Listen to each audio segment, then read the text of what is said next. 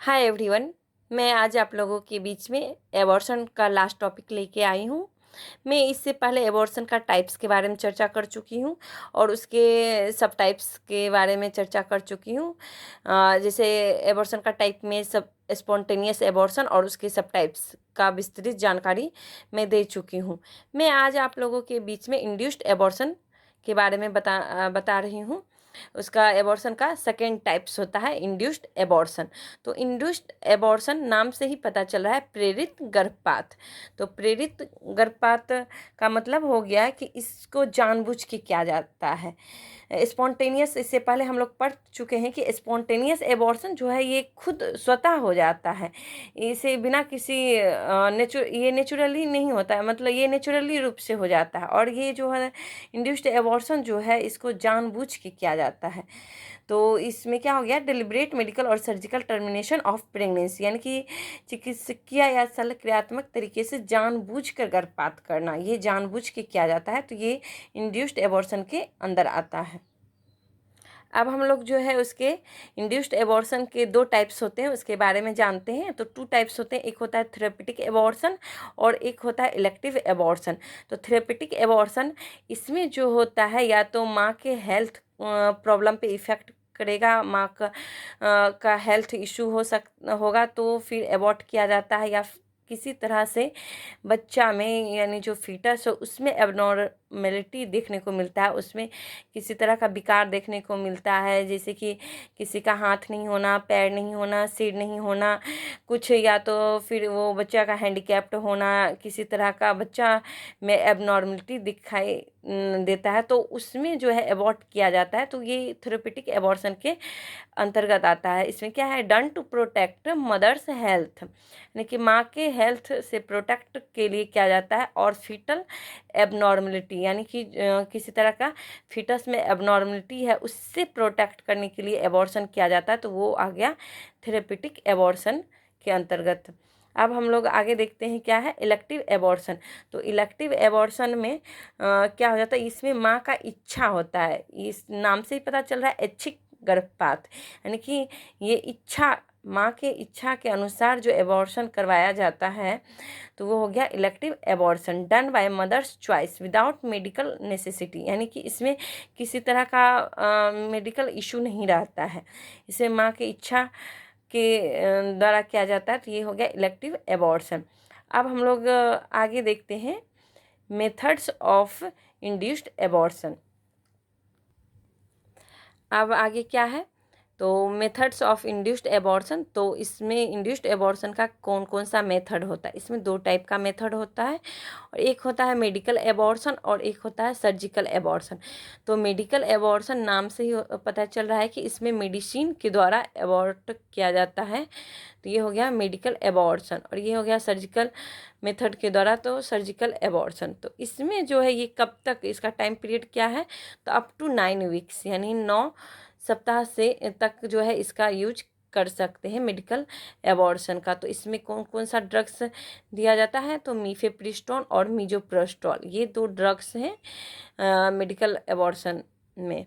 अब आगे हम लोग देखते हैं सर्जिकल एबॉर्शन। तो सर्जिकल एबॉर्शन में क्या होता है, तो इसमें दो सब टाइप्स हो गए। एक हो गया कि अप टू 12 वीक्स, यानी 12 सप्ताह तक में क्या यूज करेंगे, तो 12 सप्ताह तक में MVA यानी मैनुअल वैक्यूम एस्पायरेशन, इसमें जो है मैनुअल वैक्यूम से जो भी मतलब वैक्यूम मेथड से किया जाता है, तो मैनुअल वैक्यूम से जो भी यूट्रस में कॉन्सेप्शन का प्रोडक्ट रहता है उसको निकाला जाता है, यानी फिटस का जो भी पार्ट रहता है उसको यूट्रस से निकाला जाता है। तो ये कब यूज किया जाता है, अप टू 12 वीक्स, यानी 12 सप्ताह तक में इसका यूज किया जाता है। उसके बाद है 12 से 20 वीक, यानी कि 12 सप्ताह से लेके 20 सप्ताह के बीच में किसका यूज होता है, तो D&E का। तो D&E मतलब डायलेशन एंड इवाक्यूएशन, नाम से ही यहाँ समझ सकते हैं हम लोग, डायलेशन एंड इवाक्यूएशन। डायलेशन का मतलब हो गया कि सर्विक्स जो होता है उसको डायलेट किया जाता है, और उसके बाद सर्विक्स को डायलेट करने के बाद यूट्रस में जो भी प्रोडक्ट रहता है, कंसेप्शन का जो भी प्रोडक्ट रहता है, यानी फीटस पार्ट जो भी रहता है, उसको इवाक्यूएट किया जाता है। इवाक्यूएट मतलब हो गया उसको खाली किया जाता है, यानी इसका हिंदी भी है गर्भाशय गिरिवा को फैलाकर सामग्री को निकालना, यानी कि जो भी सर्विक्स रहता है उसको डायलेट किया जाता है, उसके बाद इवाक्यूएट किया जाता है, यानी कि जो भी प्रोडक्ट रहता है उसको खाली किया जाता है।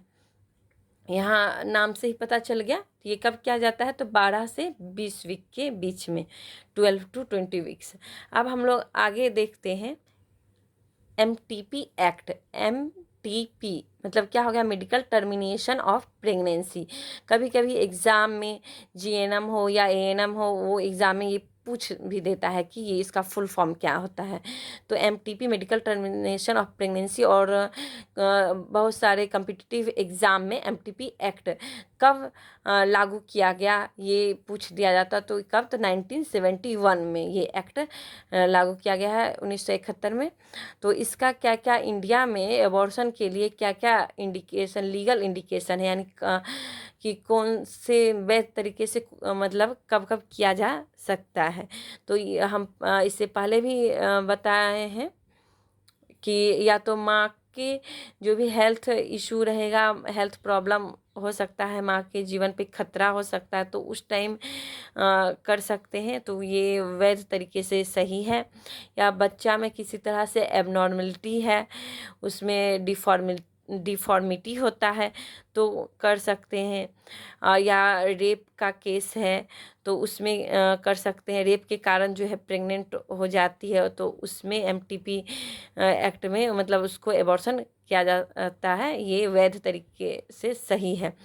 और उसके बाद फेलियर ऑफ कंट्रासेप्टिव, या कोई मदर जो है कंट्रासेप्टिव मेथड का यूज करती हैं और वो फेल हो जाता है, तो फेल होने के कारण भी उसमें भी ये MTP एक्ट के अंदर वैध तरीके से सही है।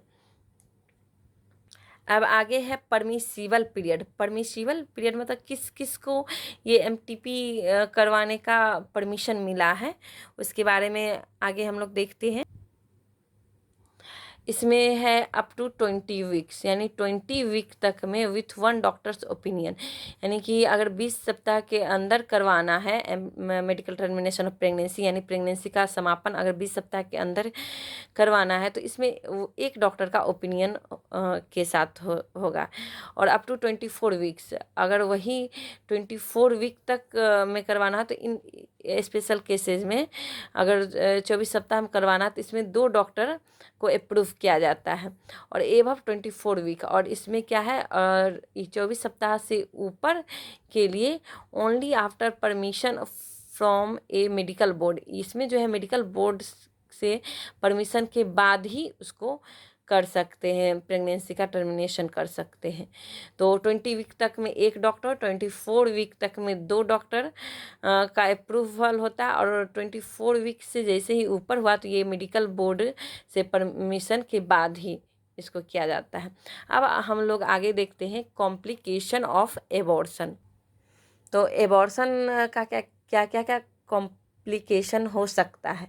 तो जैसे ही एबॉर्शन का कॉम्प्लिकेशन में सबसे पहला जो है तो हेमरेज होगा, सबसे मोस्ट इम्पोर्टेंट अगर कॉम्प्लिकेशन बोला जाए तो हेमरेज होगा। इसमें अधिक मात्रा में ब्लीडिंग देखने को मिलेगा। फिर उसके बाद इन्फेक्शन, ये बहुत सारे एग्ज़ाम में पूछा भी है कि एबॉर्शन का मोस्ट कॉम्प्लिकेशन क्या होता है। तो सबसे अगर हेमरेज इन्फेक्शन दोनों दिया है तो सबसे पहला ऑप्शन जो है हम लोग का हेमरेज जाएगा। तो एबॉर्शन का कॉम्प्लिकेशन में मोस्ट कॉमन कॉम्प्लिकेशन हेमरेज ही होता है। ये सबसे पहला हेमरेज, अगर हेमरेज ऑप्शन में नहीं दिया है तो उसके बाद हमारा इन्फेक्शन होगा। तो इसमें हेमरेज देखने को मिलेगा, इन्फेक्शन देखने को मिलेगा, और यूटेराइन परफोरेशन, यानी यूटेराइन परफोरेशन मतलब क्या, जो भी यूट्रस है उसमें छेद हो जाएगा, गर्भाशय में छेद, ये इसका कॉम्प्लिकेशन एक ये भी देखने को मिलता है, फिर इनफर्टिलिटी भी देखने को मिलता है, फिर इसमें साइकोलॉजिकल इफ़ेक्ट, जो भी मदर के साथ एबॉर्शन अगर हो गया तो उसको तो जाहिर सी बात है कि उसको साइकोलॉजिकल इफ़ेक्ट देखने को मिलेगा।